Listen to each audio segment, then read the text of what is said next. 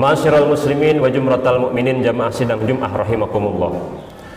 Untuk mengawali khutbah singkat pada kesempatan siang hari ini, terlebih dahulu marilah sama-sama kita menyimak firman Allah Subhanahu wa taala di dalam Al-Qur'an surah Al-Mu'minun ayat 51. Faqala ta'ala: Ya ayyuhar rusulu kulu minat tayyibati wa'malu salihah inni bima ta'maluna alim. Shadaqallahul azim. Wallahu a'lam bimuradi.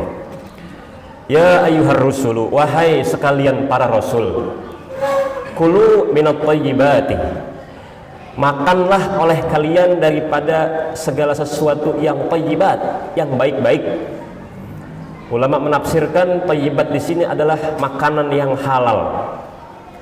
Wa'malu sholiha, dan kerjakanlah oleh kalian sholiha, yakni amal sholeh, amal baik.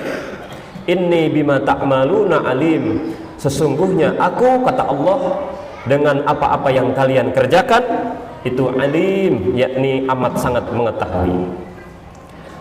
Hadirin sidang Jumat rahimakumullah, ada yang menarik dalam ayat ini, yakni Allah Subhanahu wa ta'ala terlebih dahulu menyebutkan kata kulu minat tayyibat. Allah terlebih dahulu menyebutkan makan dulu, makan daripada sesuatu yang tayyibat, sesuatu yang baik, yakni sesuatu yang halal. Baru setelah itu Allah Subhanahu wa ta'ala menyebutkan wa'malu sholihah, baru kemudian kerjakanlah amal soleh, amal baik. Apa rahasianya daripada firman Allah Subhanahu wa ta'ala yang mana Allah terlebih dahulu mengatakan makan dulu baru amal soleh? Hadirin sidang Jumat rahimakumullah, ternyata rahasianya adalah makanan yang thayyibat, makanan yang halal, makanan yang bagus, itu menjadi kunci, itu menjadi yakni pembuka, yakni seseorang bisa melakukan amal baik, bisa melakukan amal soleh. Perhatikan makanannya dulu. Kalau makanannya bagus, kalau makanannya halal, akan mudah dia beramal soleh.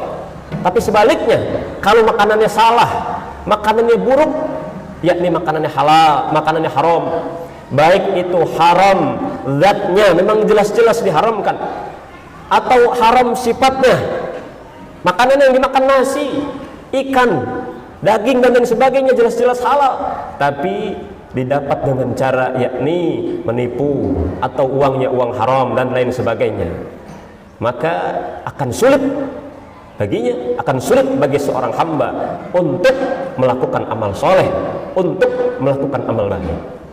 Hadirin sidang Jumat rahimakumullah, dalam ayat ini kita diperintahkan, kita diingatkan, kita juga dianjurkan bahwasanya kita diperintahkan untuk memperhatikan apa-apa yang masuk ke dalam perut kita. Makan sehari-hari kita kerjakan, kerjaan kita sehari-hari makan, tapi awas, makan atau makanan yang masuk ke dalam perut kita itu sangat menentukan dalam keseharian kita, sangat menentukan dalam ibadah kita. Oleh karena itu hadirin sidang Jumat rahimakumullah, ulama mengatakan yakni tibaul mat'am itu asasul ibadat wa ra'sul qurbat. Bagusnya makanan, halalnya makanan yang kita konsumsi itu adalah pondasi, itu adalah dasar ibadah, dan juga kepalanya, lokomotifnya untuk bisa mendekatkan diri kepada Allah Subhanahu wa ta'ala. Sehingga dikatakan juga itobatul mat'am muqaddamatun ala amalis salih. Bagusnya makanan, halalnya makanan itu harus lebih dahulu kita perhatikan daripada mengerjakan amal soleh. Hadirin sidang Jumat rahimakumullah, ada seorang ulama mengatakan, yakni Syekh Ibnu Asbat rahimahullah, beliau mengatakan idza ta'abbada syab qala syaitan li a'wani. Kalau ada anak muda, bahkan orang tua atau siapapun seorang hamba yang sedang beribadah, maka syaitan akan berkata kepada pasukan-pasukannya. Apa kata dia? Unzuru min aina mat'amah.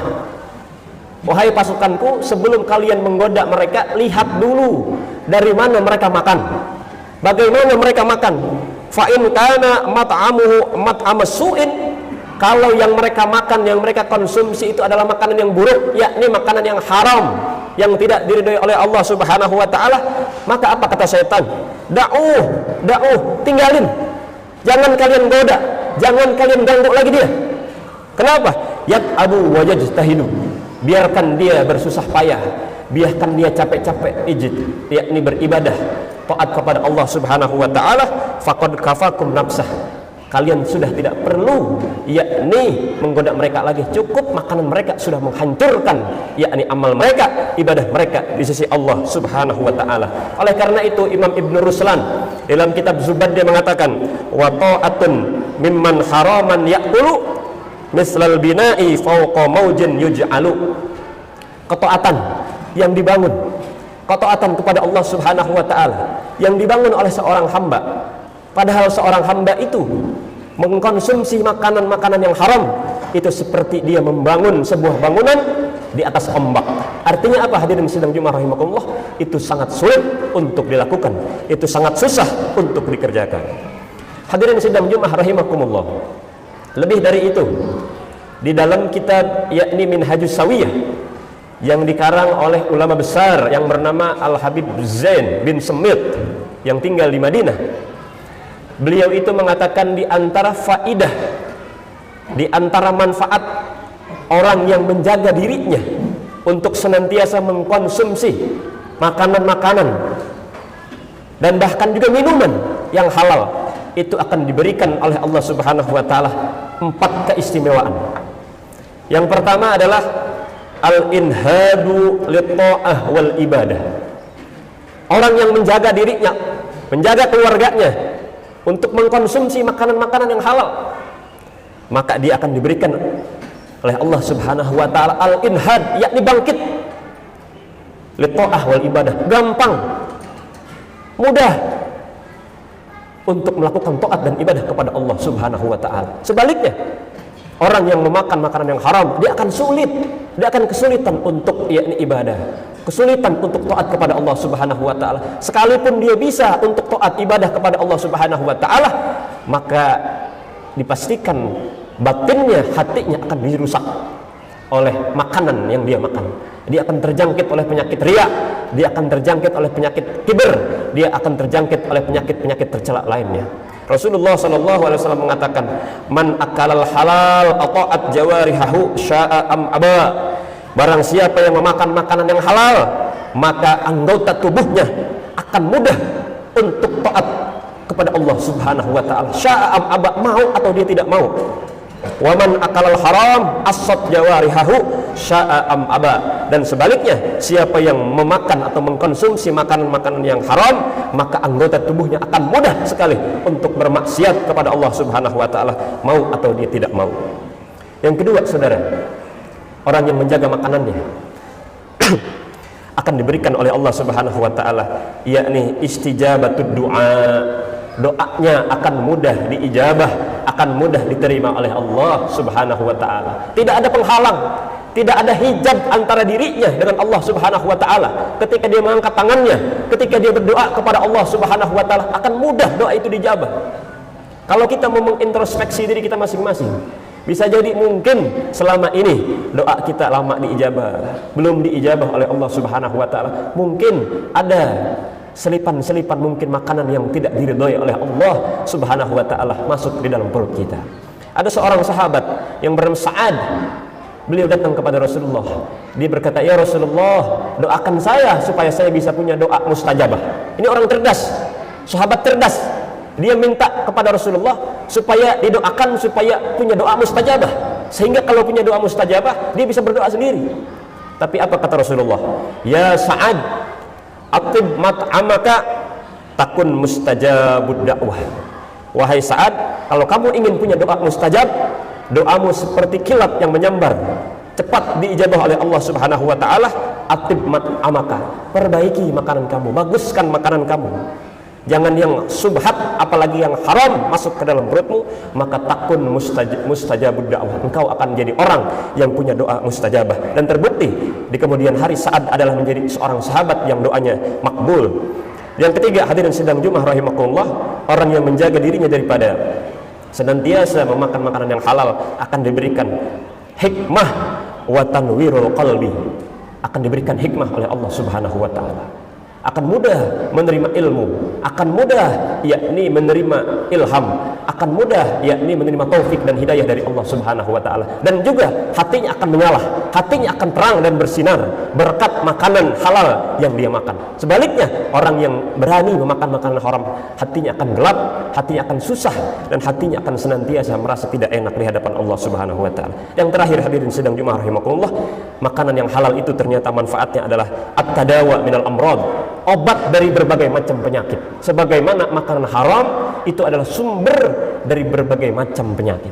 Ada seorang ulama, seorang tabi'in yang bernama Yunus bin Ubaid. Dia melakukan eksperimen. Ketika dia mendapatkan rezeki yang dijamin, yang dia yakini halal 100%, rezeki itu dia belikan gandum. Kemudian gandum itu dia tumbuk, dia simpan. Apa yang dia lakukan ketika ada anaknya atau keluarganya yang sakit, dia berikan gandum itu sebagai obat. Dan ternyata terbukti gandum itu yang dibeli dengan yakni rezeki yang halal menjadi obat dari segala macam penyakit. Hadirin sidang Jumat rahimakumullah, itulah demikianlah khutbah singkat kita pada kesempatan siang hari ini. Mudah-mudahan kita senantiasa diberikan taufik dan hidayah oleh Allah Subhanahu wa taala, serta diberikan rezeki yakni rezeki yang halal, sehingga kita dengan rezeki yang halal itu bisa meningkatkan yakni kualitas keimanan, kualitas ketakwaan, kualitas ibadah kita kepada Allah Subhanahu wa taala. A'udzubillahi minasyaitonir rajim. Bismillahirrahmanirrahim. Wal 'asri innal insana lafi khusr illa alladziina aamanu wa 'amilus shalihati wa tawassaw bil haqq wa tawassaw bis sabr.